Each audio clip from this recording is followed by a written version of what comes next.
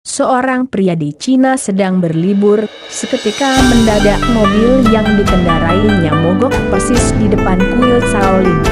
Dia mengetuk pintu kuil dan berkata, "Mobilku rusak, apa boleh aku menginap di sini semalam?" Kepala biksu menerimanya masuk dan memperbolehkan dia menginap. Bahkan biksu dua Shaolin juga memberi dia makan dan memperbaiki mobilnya. Malam itu, ketika akan tidur, si pria mendengar suara yang aneh, suara yang tak pernah dia dengar sebelumnya. Merdu dan menghanyutkan, seakan suara surgawi. Malam itu dia tak dapat tidur karenanya. Esoknya, dia bertanya kepada seorang biksu, apa suara yang didengarnya itu? Dan si biksu menjawab, "Kami tak bisa memberitahumu, karena kamu bukan seorang biksu." Dia memohon penjelasan berulang kali, tapi tetap ditolak. Si pria terpaksa pergi dengan kecewa. Bertahun-tahun kemudian, setelah tidak mampu melupakan suara itu, pria itu kembali ke kuil dan memohon lagi. Tapi biksu menjawab, "Kami tak bisa memberitahumu, sebab kamu bukan seorang biksu."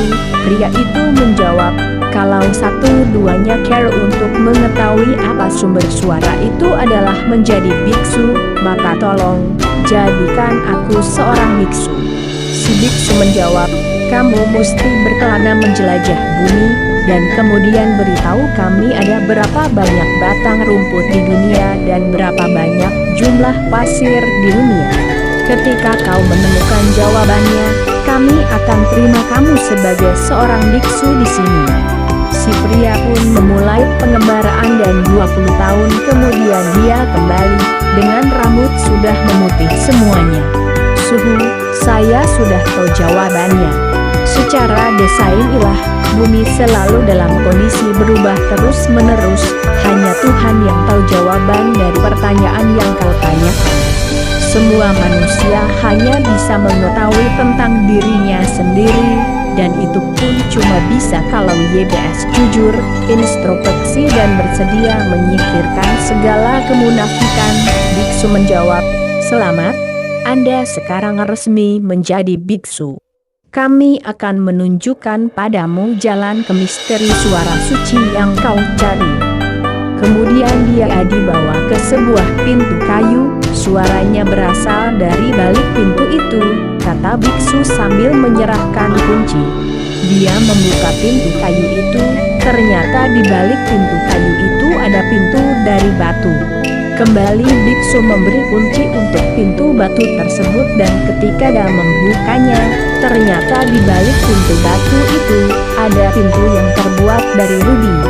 Berturut dua setelah membuka pintu rubi, ada pintu dari jamrud, mutiara dan etan. Terakhir dia sampai ke pintu yang terbuat dari emas. Suara surgawi yang dia cari sudah terdengar jelas.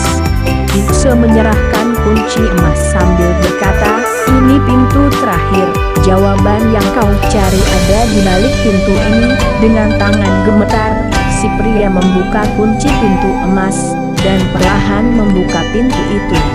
Begitu melihat sumber suara yang dicarinya berpuluh tahun ini, pesona dari apa yang dia lihat membuatnya tak kuasa berdiri. Dan si pria jatuh berlutut. Apa dia lihat sampai jatuh berlutut dan menangis terseduh sedih, tapi tentunya saya tak bisa menceritakan apa dia lihat. Karena kalian ini semua bukan biksu. Kan dari awal SDH diberitahu bahwa boleh tahu hanya biksu. Maaf ya,